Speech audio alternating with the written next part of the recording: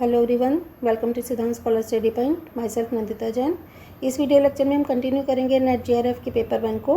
और आज हम पढ़ने वाले हैं यूनिट 2 रिसर्च एप्टीट्यूड मीन्स शोध या अनुसंधान अभिवृत्ति। आज की वीडियो में हम इसका अर्थ और विशेषता पढ़ेंगे। पहले हम देख लेते हैं कि इसमें हमें टोटल क्या क्या पढ़ना है। जैसे कि हमारा यूनिट 2 है रिसर्च एप्टीट्यूड का। इस यूनिट में हम पढ़ेंगे शोध का अर्थ, विशेषताएं और प्रकार। फिर पढ़ेंगे प्रत्यक्षवाद एवं उत्तर प्रत्यक्षवाद, शोध के ये उपागम हैं, इनको पढ़ेंगे।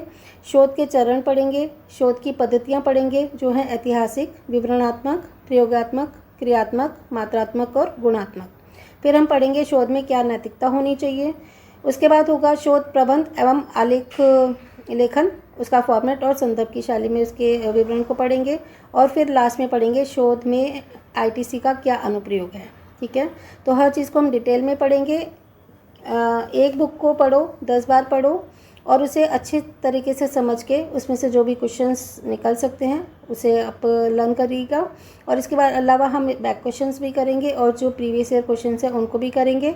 तो ऊपर से पढ़ने से बेटर है कि जो भी बुक में दिया होता है सारा ही बहुत ऑथेंटिक होता है। आप उसे ढंग से पढ़िए और उसे समझिए और अपने पेपर को बहुत अच्छे मार्क्स से क्वालिफाई कीजिए। जैसे कि हमें पता है कि अगले महीने आपके पेपर स्टार्ट होने वाले हैं, हमारे पास टाइम बहुत कम है। अगर आप आज से भी स्टार्ट करते हो ना तो 1 महीने का टाइम बहुत रहता है किसी सब्जेक्ट को बहुत अच्छी तरीके से पढ़ने के लिए। तो चलिए स्टार्ट करते हैं, डिटेल में पढ़ेंगे हम इसको। सबसे पहले हम पढ़ते हैं कि शोध और अनुसंधान का सामान्य अर्थ क्या है। तो शोध अथवा अनुसंधान का सामान्य अर्थ है खोज करने से। ठीक है, किसी चीज़ को खोजना। अर्थात अनुसंधान किसी लक्ष्य या उद्देश्य का अनुगामी होता है। कोई हमारा लक्ष्य होता है, कोई उद्देश्य होता है, उसके बारे में ही हम खोज करते हैं तथा उस उद्देश्य को आधार बनाकर क्रमबद्ध, व्यवस्थित और वैज्ञानिक तरीके से उसे प्राप्त करने की कला होती है शोध करना या अनुसंधान करना। ठीक है, तो पहले तो हमारा लक्ष्य निर्धारित होना चाहिए कि हमारा क्या लक्ष्य है, हमारा क्या उद्देश्य है, किस बारे में हम खोज करना चाहते हैं।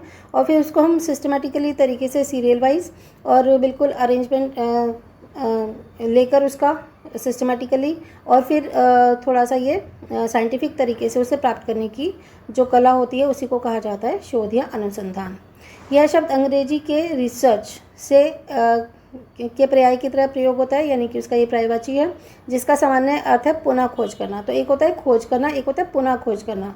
जो चीज़ पहले हो चुकी है, जिसको पहले सर्च कर लिया जाता है, उसे हम रिसर्च कर रहे हैं, दोबारा से खोज कर रहे हैं या उसको खोजते हुए नए उद्देश्यों को प्राप्त करना। क्योंकि जो हो चुका वो तो हो ही चुका, उसके अंदर नया क्या है इसको खोज करना ही रिसर्च कहलाता है। अनुसंधान किसी न किसी समस्या के वैज्ञानिक या तार्किक समाधान के रूप में सामने आता है, क्योंकि समाधान के पश्चात उस समस्या या खोज से जुड़े कुछ नवीन सिद्धांत या अवधारणाओं के बारे में ज्ञान प्राप्त होता है।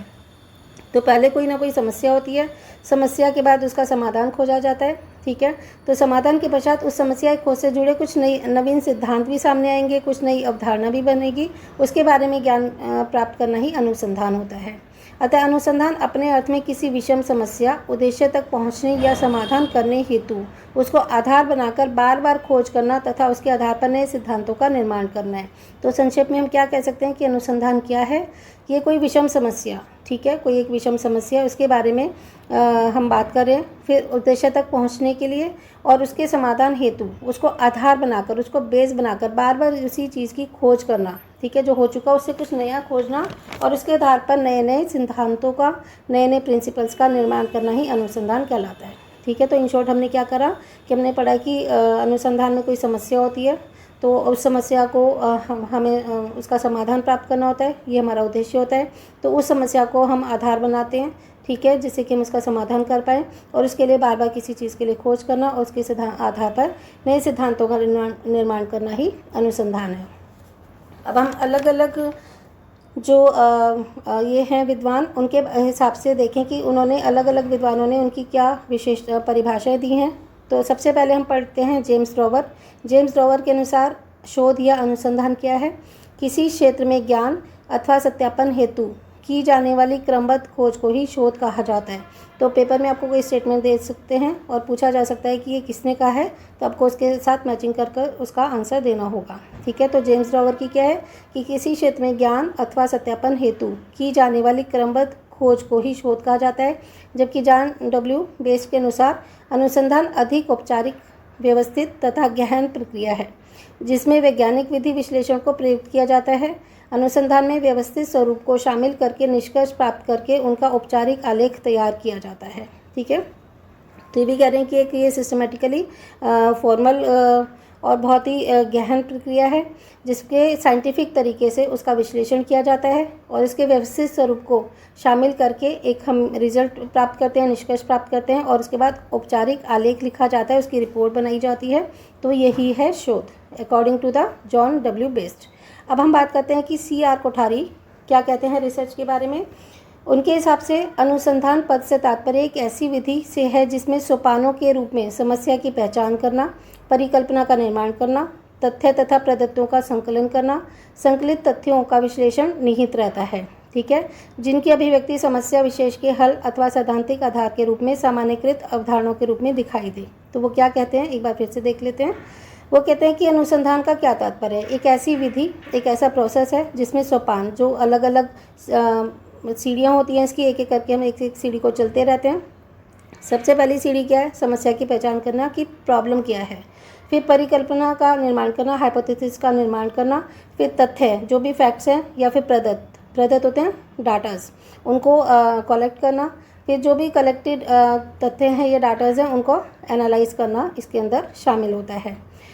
तो जिनकी अभिव्यक्ति जैसे उसको प्रेजेंट किया जाता है समस्या विशेष के हल, तो इसके लिए हमें इसका समाधान खोजना होता है और सैद्धांतिक आधार पर सामान्यकृत धारणाओं के रूप में वो दिखाई दे, कि जिसको कि अगर हम देखा जाए तो सैद्धांतिक आधार पर ये सामान्य धारणाओं के रूप में वो दिखाई देती है। ये कहना था C.R. कोठारी का।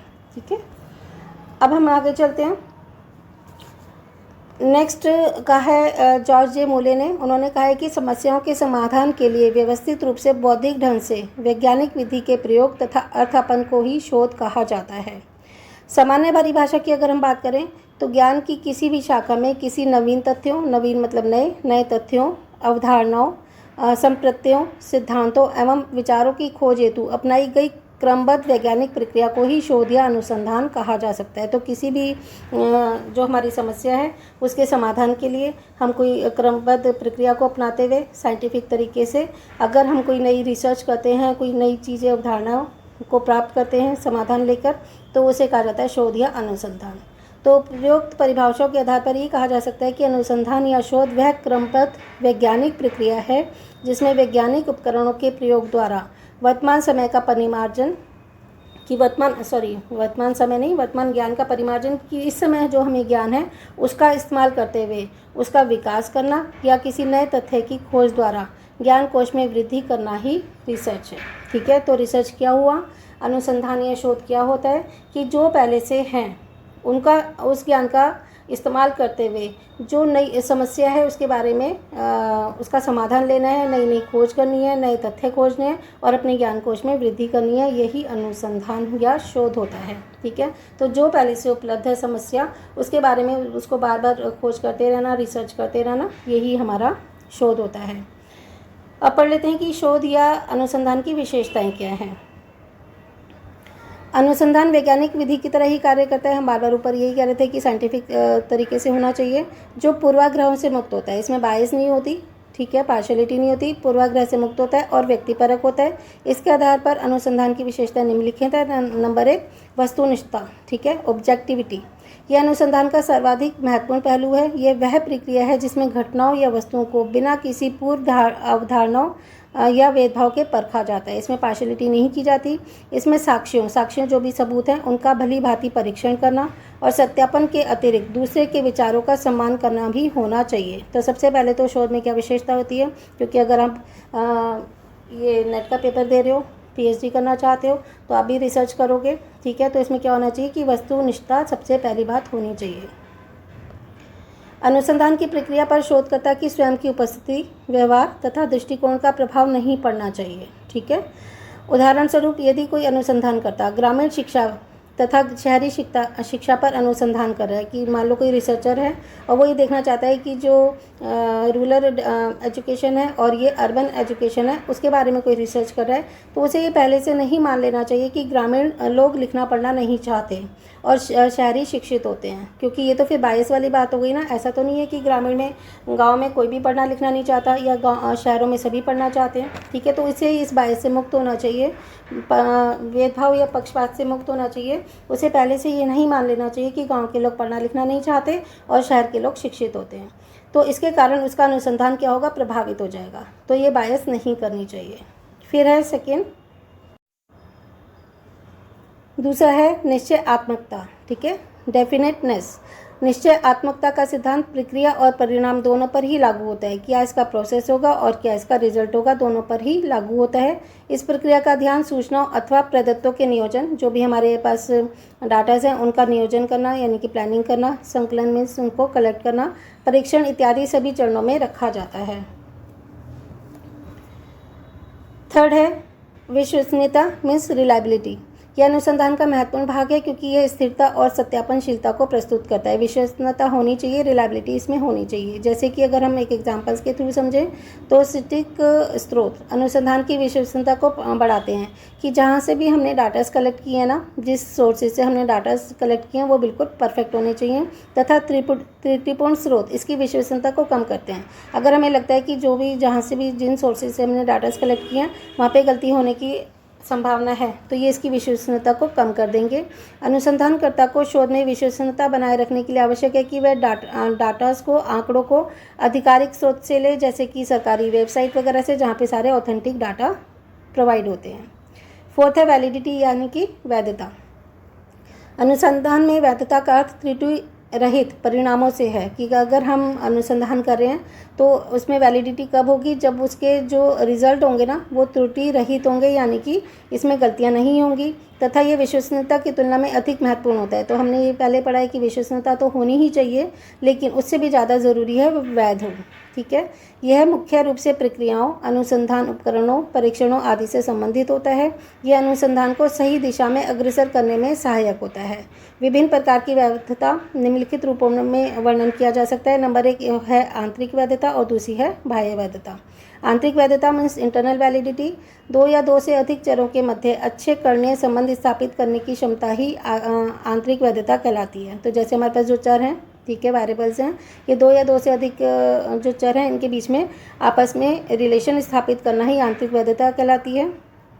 आंतरिक वैधता कारण और प्रभाव, कारण मतलब कॉज और प्रभाव मतलब इसका इफेक्ट के संबंध में अधिक सत्य मानी जाती है। दूसरी है इसकी बाह्य वैधता, जो बाह्य कारणों से प्रभावित होती है।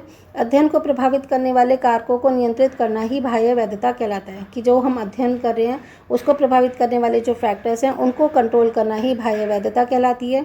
जैसे कि किसी महाविद्यालय या विद्यालय में अध्यापक की प्रभावशीलता को जानने के लिए यदि शोध किया जा रहा है, ये एक रिसर्च की जा रही है कि कोई यूनिवर्सिटी है या कोई स्कूल है, उसका जो टीचर है, ठीक है, उसकी प्रभावशीलता कितनी है, उस हिसाब से अगर हम शोध कर रहे हैं और छात्र इसमें अपनी प्रतिक्रिया भी दे रहे हैं, जो स्टूडेंट्स हैं वो बता भी रहे हैं, उनका अपनी प्रतिक्रिया जा रही है कि हाँ वो कैसे हैं, तो छात्रों द्वारा दी गई है प्रतिक्रिया अध्यापक की उपस्थिति से प्रभावित हो सकती है। क्योंकि जिस अध्यापक के बारे में पूछा जा रहा है अगर वो उस समय प्रेजेंट है तो छात्र अगर उस समय प्रतिक्रिया दे रहे हैं तो ये प्रभावित हो सकती है, क्योंकि छात्र उसकी उपस्थिति में अपनी प्रतिक्रिया अध्यापक के भय के कारण बदल भी सकते हैं, क्योंकि उन्हें डर होगा कि टीचर सुन रहे हैं और उन टीचर के बारे में अगर हम कुछ गलत कहेंगे तो आगे हमारे करियर पे इफ़ेक्ट आ सकता है, तो भय के कारण वो बदल भी सकते हैं।